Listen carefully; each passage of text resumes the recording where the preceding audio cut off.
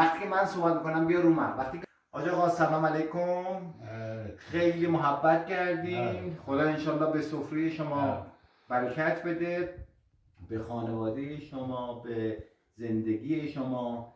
برگردین یکی دو روز هم شما ما رو میزبانی کردین، چه در قشلاق سرتاق در اسکندرپور، چه در اینجا روستای رکناباد. خدا انشالله به شما برکت بده. شود شما خدا راه دیده است، مهمانه. قربون محبتتون برم، قربون محبتتون برم.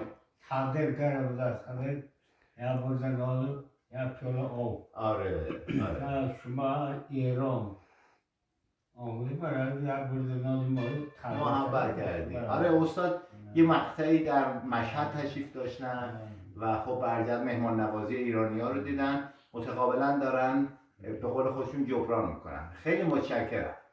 خوش آمدن برادر ایرانی ما، خوش آمدید به درگاه ما.